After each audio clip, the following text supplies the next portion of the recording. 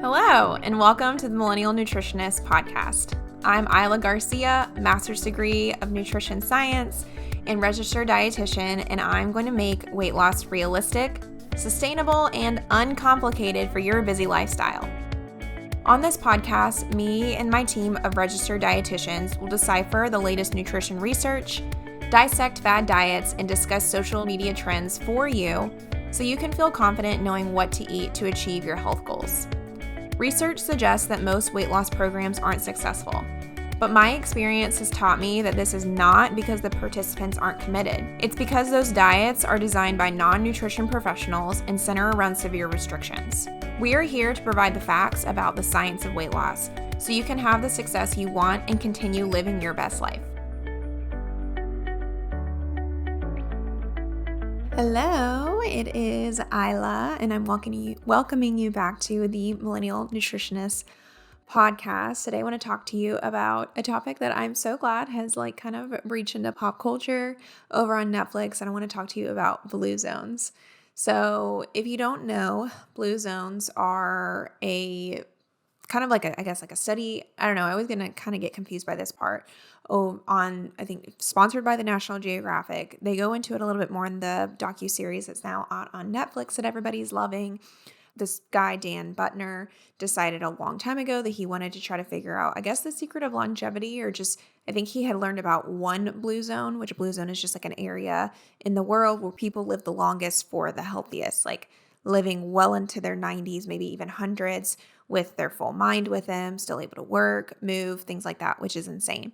And so he wanted to go on a quest to find other blue zones, and he identified 5 of them, one in an area called Nicoya, I think in Costa Rica, another in Loma Linda, California. So not that we can't relate to all of these places. Loma Linda is a great one to take some relation to for how we should be living our daily lives. Okinawa, Japan, Sardinia, and Ikaria, I think it's Ikaria, Greece, an island. These are, I believe, more retrospective studies. So, it's not like they took somebody and found them at birth and then compared them all to people that did all the most unhealthy things and then figured out. They do kind of talk about in the different books, they pull some evidence from other studies, kind of debunking the whole genetics model too. So we can't just be because all these people all live in the same area, they all kind of didn't really mix with other races or people from other regions.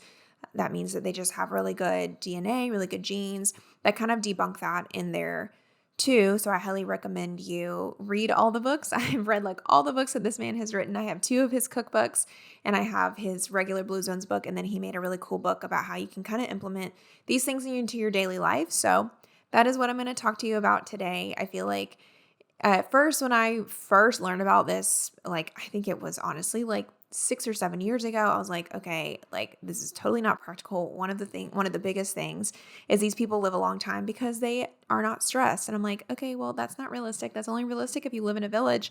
But after kind of mulling over all the information for a really long time, I've thought about how we can still implement lots of these things, including stress reduction in our daily lives as Americans, as people who work and live in industrialized societies. And I want to share them with you today. So I have 3 big takeaways, and I could do a million podcast episodes on this topic, but I just want to kind of keep it condensed, or just really what you can walk away with, how you can implement any of this information that you may have taken in from the Netflix docuseries today. So first, plant-based diet. So I wanted to start strong with nutrition as a dietitian, and this is something that all of the communities have in common, which is really interesting to me. I think, honestly, a big reason that they're all plant-based, besides Loma Linda, California, is because they are a little bit poorer. They mostly have to use the foods that they have available to them, and it's a lot cheaper to grow fruits and vegetables and beans as opposed to having an animal that you have to feed and then kill every year and figure out how to process. You don't have to store as much when you have fruits and vegetables. Not quite sure what they do in the winters. I think one commonality with all these areas that they're in pretty warm, temperate climates. They don't really have to worry about too much about that, but we'll just stick to how we can incorporate plant-based in our lives. Also, these groups aren't strict about it. So They go a lot more in depth in the book, but some of them do incorporate dairy. It's mostly in the form of goat milk, which I went on a crazy venture to try. They have goat milk at Trader Joe's if you want to try it. It tastes kind of like goat cheese. If you can imagine that in a milk, it's a lot more rich. And I can only find like whole milk versions. They included some research in the book about how like it potentially could help with decreasing risks of cardiovascular disease, but I don't think it's like super important to do that, and it tastes a little off. A lot of them will do maybe like, I think pork is their source of meat besides Loma Linda, California, because they are vegans, because they're Seventh-day Adventists, so they follow more of like a religious reason for having a plant-based diet. They're very strict about it. But all the other groups, it's really just what they have available to them. And they will, I think, eat pork maybe like once a week, once a month, mostly at a celebration, or mostly just to flavor things, like to put in a soup. Again, because it is just expensive. And if you watch the documentary, there's like one story that I think was my favorite story, with one of the farmers that lives in Costa Rica. And he had like no money to his name. He had like no savings. And the interviewer was like, what would you do if you got sick? He's like, I don't know. I guess I'd be out of luck. But he had like never gotten sick. So not that I don't think we shouldn't have health insurance, but there is something too, like if you are pretty healthy, like maybe you don't need to worry about like having all the things saved up in the world, because if you're healthier, you probably don't need as much health care, which is crazy to think that he spent like essentially $0 and he was 100 and still like riding on horses and doing farm work and stuff like that. Some of the reasons that eating plant-based is really helpful for health is that, I will say, like hands down, I think a plant-based diet is probably the healthiest diet to follow. I don't really force people to do it in our program because it's really drastic and not very practical for everybody. And there are plenty of people that are super healthy eating meat, but I do have clients, really focus on at least making half of their meals produce. And that is a big reason why plant-based eating is really healthy, mostly just because it forces you to eat lots of plants, lots of fruits and vegetables, beans. And these are some of the most healthy foods that you can possibly eat because there are lots of vitamins and minerals. I think beans and greens are like the healthiest foods in the world. I definitely hate eating greens. It's like one of my weaknesses as a dietitian. I should get more in, but I love my beans. As far as weight loss, it can also help because it helps you to stay fuller on less calories. And they talk about this when they kind of intro, I think, the Okinawan group, that when you compare what like 500 calories can get you in terms of like a Big Mac versus like 500 calories of just straight up vegetables, like it's a big difference and you get fuller a lot quicker. So you could always try to follow like a strictly plant-based diet with like no added sugars without calorie tracking, because you still would probably eat a pretty low calorie diet. Again, I just think it's not super practical for everybody because I always want overall quality of life. I think it's fine to work stuff in, which is why I'm more of a proponent of tracking and just including fruits and vegetables where you can. But you could totally kind of go that route and see what happens. And it also helps with cardiovascular risk because saturated fat is pretty much just in animal products. It is in tropical oils, so it's in like coconut oil, palm oil, stuff like that. But most of the sources we have are from, like cheese or beef, stuff like that is going to have more saturated fat. So a big reason that these people live a lot longer than most of us in the US is because they are just like eating less fat, having a healthier heart. But how can you how can you like implement this? Because I think this is probably the easiest tip out of all of the ones they talk about as far as like living in our industrialized society in a city. Try to just like stick to whole foods if you're going to do this. Don't go down the route of like only eating like soy products or like doing like impossible meats and stuff like that. That's not the point of it. You get health benefits from having lots of fruits and vegetables in your diet, not from just like only doing like soy nuggets and like French fries types of things.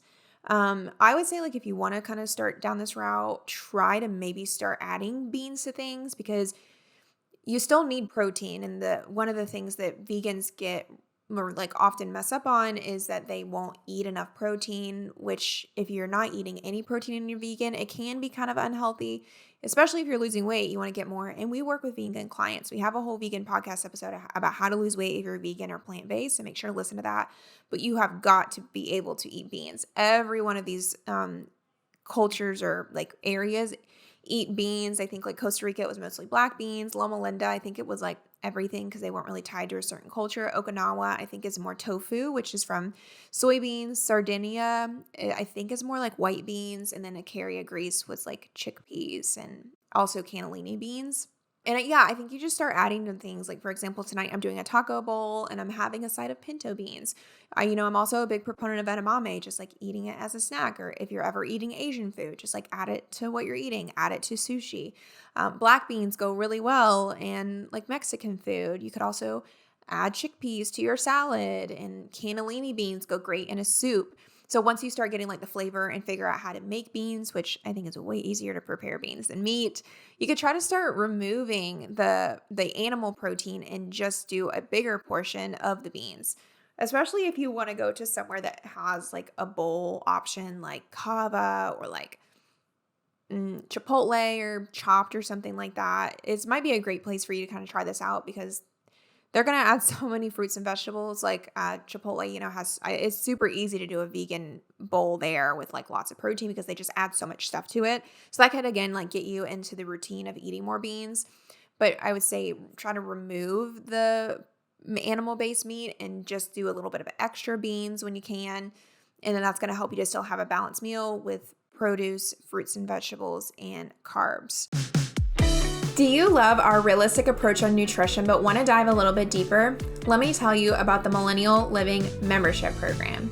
This was designed to help you stay motivated and inspired no matter what health journey you're on. We develop monthly nutrition and fitness challenges with prizes you can win if you stick with it to help motivate you through every month.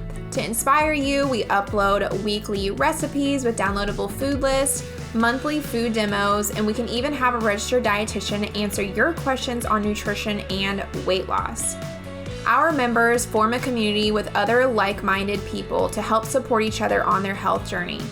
If you are seeking a way to stay motivated throughout your health journey with our method in mind, try signing up for the Millennial Living Membership Program for the first 2 weeks free by signing up on our website at themillennialnutritionist.com.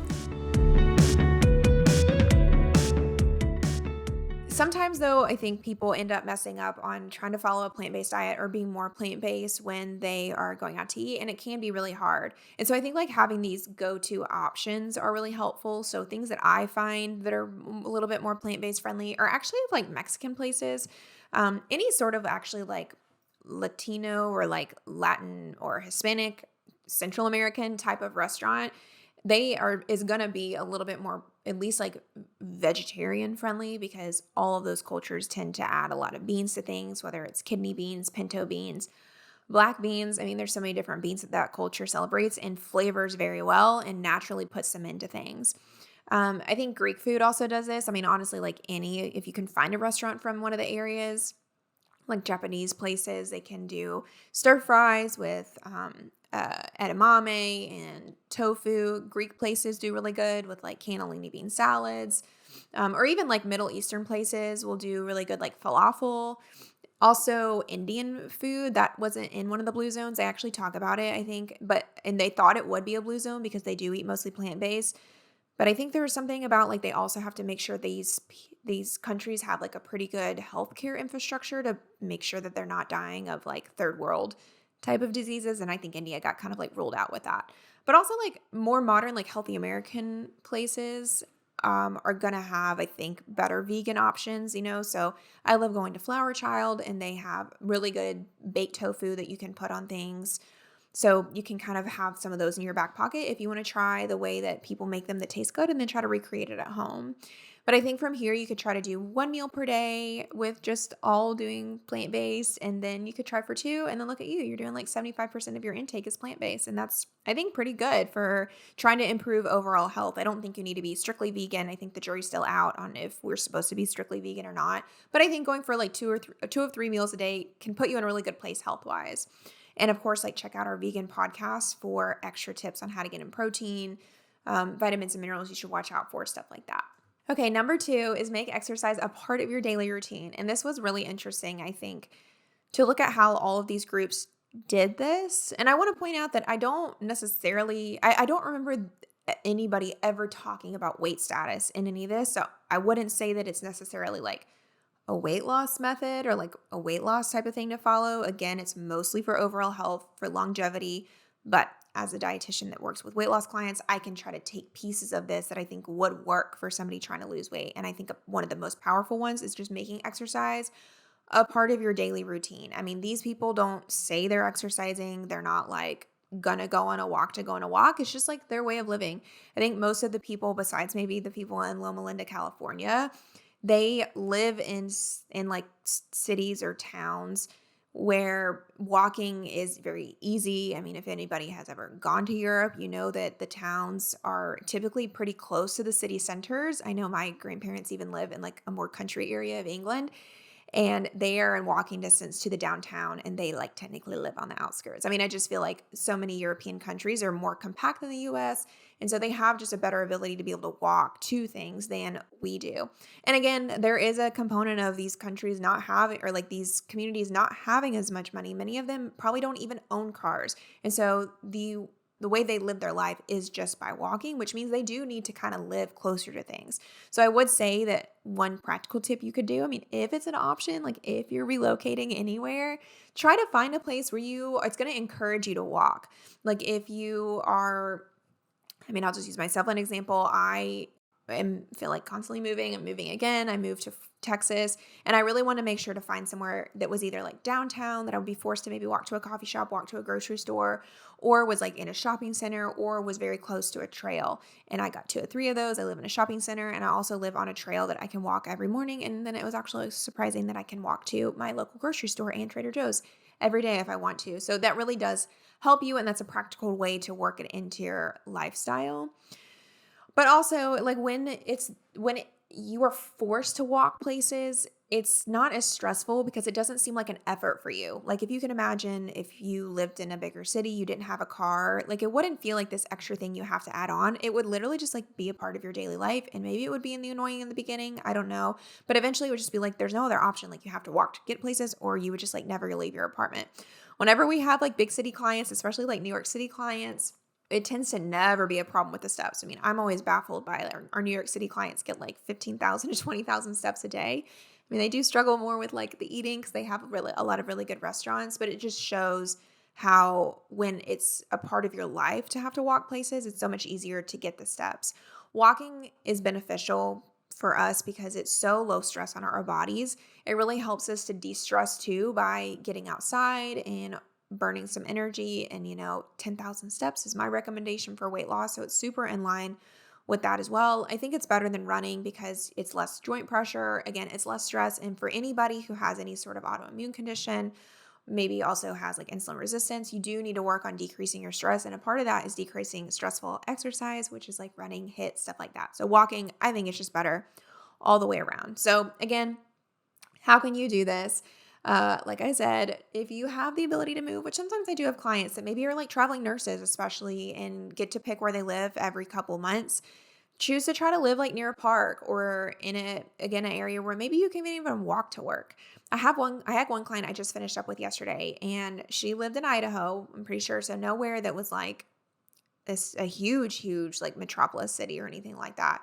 And she walked to work every day. So she was already losing weight at a good rate before she started working with me. And we never had to work on the steps. And so it just, again, makes it super inherent to have to walk more if you make it a part of your daily life and walk to work or something like that. Also, I think if like this is not practical, because I know like maybe you own a home or maybe you just live in a city where this is just like never going to work. Another daily or like practical tip I think you could do is making it your hobby. So in his second book, where he kind of talks about ways to work it into your life, he again just says like try as hard as you can to make your whole life around these habits. And one thing you can do from that is like finding your joy in active activities. So instead of partaking in activities that may be like centered around drinking, like maybe your friends constantly are going to like a brewery or going out for drinks and staying out late, or just like wanting to lay around and watch TV or watch football coming up, stuff like that. try to make a social group around active activities. I love my pickleball. Pickleball's on the rise. My husband and I keep joking because on the Loma Linda episode, they were all doing pickleball. We're like, yay, that's the secret to longevity. But I think that can really be helpful. It's super fun to do pickleball, and everybody is just starting out. And so nobody really knows what they're doing. So I think it's really fun and no reason to be intimidated. I think bowling can also be like a fun social activity. It's not like super active, but it's definitely better than just like sitting around the couch drinking. Bird watching. So shout out to my mom if she's listening to this. Her and her husband, they do like a bird group. So if you like something like that, it's another way to get active that is not just about the activity. It's about like looking at things in nature. I think again, like hiking, if you live in an area where you like hiking, also like active jobs. So if you are ever like trying to look for a new job, maybe think about like, does it make you be active? Are there opportunities like park further away? Is the office like near something you can walk to? I know this is like not the most practical tip for everybody, but sometimes I do have clients that are like looking for new jobs and they pick a job that's going to force them to be more active. Cause hey, I think about all the time, like if I were a UPS worker or some sort of like mailbox delivery person, like I would never have to exercise outside of work. And how nice would it be to just work your 8 hours or whatever and get off work and literally have to do nothing outside of it instead of working 8 hours being sedentary and then also figuring out how to do like an hour and a half of exercise along with meal prep and everything like that. Like I think there's definitely something to it. Joining a running club and also gardening like they do in the Japan episode can all help. I definitely don't think it's enough to lose weight if you're just gardening, but if you're just trying to get healthy, it can help. Some of my clients do realize when they're more active in their daily life, like doing chores instead of just like constantly offloading to Instacart, stuff like that, they are getting more steps in. So there's always a trade-off there. Also, just like build it into your routine. If none of these are working for you, I think like just trying to make it like a non-negotiable things you have to do every day, which is kind of what I do. Trying to force yourself to do the walking pad while you work. Walk while you're on TikTok. I had a client start that this week, and now her steps went from like 3,000 to like 8,000 because an hour can really go by so fast when you're on TikTok. So use that time to be on the treadmill. Some clients too will at the end of the day when they're watching TV, catch up on their steps on a walking pad that way because you can easily just pull it out and set it up in the living room. Walk an hour every morning, like my personal favorite. But yeah, overall, just make it a constant. That's what we can take from all these people in the blue zones, or even when we look at people who just don't even have to exercise, but they already do everything they need to do.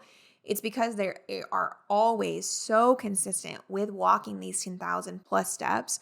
So if you want to, you can take out all of these like lifestyle things and just tell yourself, I don't live in a community where walking is friendly, so I have to focus on this walk every single day. The third thing that I don't actually think they mention in the TV show, but he talks about it a lot in the book, is finding a community of like-minded people. And I feel like they kind of like hint at it in the TV show, but I think this is really important for us Americans or even anybody who's listening that's anywhere around the world that doesn't live in one of these smaller villages. Because another reason all these habits, or they're not even habits to these people, but all of these things that all these people are doing to live a very long time are easy for them is because it's everybody in their circle is also doing it. I think they tell a story at the very end where one of the men from Greece goes to America. He lives the American dream, gets married, gets a corporate job, and then he's diagnosed with end-stage cancer or something. And then he moves back to Greece to basically like live out the rest of his 6 months. And then he ends up living, I think like another, 30, 40 years or something like that. And so they kind of compare his lifestyle. Again, it's not great for research purposes, but it brings up a lot of interesting thoughts about how it is so much easier to live out healthier habits when the people around you are doing it, because it always takes these like slight nudges to remind yourself to do something. And I mean, I totally feel that when I'm around people or I'm around friends or in situations where I'm the only one not drinking, I'm the only one not eating dessert, I'm the only one eating a salad when everybody else is eating queso. Like it is really hard because my brain like wants that food and it knows it tastes good. As opposed to when I'm in a group where everybody is getting the healthy choice, you don't feel like you're missing out. You don't even think about it. And then you want to also make a healthier choice. I think that we can kind of look too at the people in Loma Linda because they are Americans. So for comparing it, I think it's best. And a reason I think that they are able to have all these influences is because of their religion. right? Their religion forces them to eat pretty plant-based. They are also, I think a big part of their religion too is like overall being healthy. So they're encouraged by other people to also do that. And so I think that you can also do this by finding your own community. Another example that they talk about, I think, are the Sardinian group that when they are so entrenched in all of these habits that when a somebody is like staying behind in the house and they don't want to go to an evening to the market or they don't want to go to church, they don't want to do these activities that they know they need to do, their community members will actually go to their house and ask them, where are you? Why aren't you doing this? As opposed to them never asking that, they probably wouldn't be very inclined to ever go back and do these habits they should be doing. Or for them, it's just literally living their life. But for us, that can be the same. If you are active in some sort of like sporting group or activity group or something like that, and just don't show up anymore, people are probably going to ask you, where have you been? Are you coming back? And it might take that slight little nudge to cause you to want to go again, as opposed to you just doing it by yourself. I mean, nobody's ever going to ask me, hey, why didn't you go on your hour-long walk in the morning? Like, nobody, that's never going to happen. And so by trying to build up the community, all of those slight nudges will help you to keep those habits. So I think, what can that look like for you? So I think as a beginner, what this could look like are group exercise classes. People love Orange Theory, and I think it's great for starting out to get you in the mood of things. I know it's super uplifting, and you feel like you're part of a group. They have a whole system. So I think something like that could really be helpful. Also, again, like the bowling league, it's not going to be like the only active thing, but everything really does add up. So if you join a bowling league, it's like 6 weeks. That can also help. It's pretty like chill when you do a bowling league, and it's semi-active. You're getting up a little bit.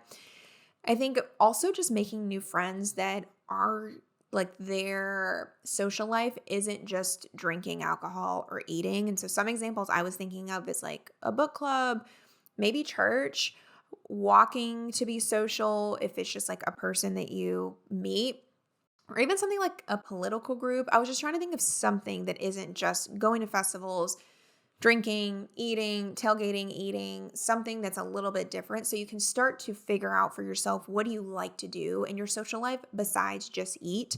And that will make weight loss, healthy eating so much easier when it's enjoyable. Another thing you could do, I would say, if maybe you're level up and you are a little bit more active, it's easier for you to exercise, join some sort of active league of whatever you like to do. Tennis, I think, is a big one for people right now. Pickleball, is another big one. Running club is a big one. I don't know if there's walking clubs. I've never really seen them, but you might be able to find one. I've seen accountability buddies too over when I used to be a part of the Y. So something like that could also work. If you're a new mom, I think there are a lot of new mom exercise groups that just take place outside. So something like that, of course, will help you to make friends, will help you to have that community and nudge you to do it. And then lastly, I think too, just like making friends in your exercise classes. That can help you for somebody to ask you where you are, and then you come back, you feel a little bit more held accountable. Making friends that are plant-based or vegan. This is specifically in the group like so many times, and I think it's a little weird. I haven't done this myself, but I could see where it would be helpful because they talk a lot about how if you have somebody that is plant-based in your life, you're going to, of course, be encouraged to eat more plant-based. You're going to talk about different recipes. You're going to see what they're eating. They're going to give you tricks and tips. As opposed to, somebody who's drinking or not eating an optimal diet, you're probably going to get a little bit more influence to do that. And I personally get swayed when my clients are like, oh my gosh, I'm just like really struggling with not eating this pumpkin crumble that I got at Trader Joe's. And then I start thinking about it. So there is some power to just talking about healthier foods too. And above all else, just finding a friend that has the healthier habits that you want, and it'll be way easier and less lonely. I know when I moved to Fort Worth, I tried to find friends that wanted to walk and talk instead of just talking over a glass of wine or something like that, because again, it just forces you to do it. If you're going to there's only so many hours in the day, and if you want to be social, at least if you do it while you're walking, then you're active, you get it out of the way, you don't think about it, and it's enjoyable. So I hope this all helped. I have a couple of announcements. The biggest, I guess I just have one announcement. The biggest one is over in Millennial Living, we did just drop 2 different documents. One is a really great affirmation sheet, because this month we're focusing on confidence. I know I strayed a little bit from that. Our interviewer from this week had to reschedule, but I'm glad that I was able to talk about this content today. But over on Millennial Living, which is our membership site, we're talking all about confidence. So I uploaded a PDF that we actually give to clients. So you get a little bit of a freebie over there if you're a part of the membership, and it has a list of affirmations that you could use in your daily life. We know that when you feel more confident, when you start losing weight, you're going to have better results as opposed to just thinking that you're going to increase confidence eventually. That's unfortunately not the way it works. So we have that dropped, and then we also have another PDF of some tips on how to increase your confidence in the kitchen, which mostly just comes from making it easier, saving time, having things prepped, stuff like that. And we give some very practical tips over there. So make sure to check those out. If you're a member, if you're not a member, you can always do your 2-week free trial by signing up on our website. But take care. Bye. Thank you so much for listening to the Millennial Nutritionist Podcast. For daily weight loss tips and nutrition information, you can find us on Instagram at the.millennial.nutritionist and on TikTok at millennial.nutritionist. If you find this information helpful, please subscribe to the podcast and share it with a friend who needs encouragement on their health journey. See you in the next episode.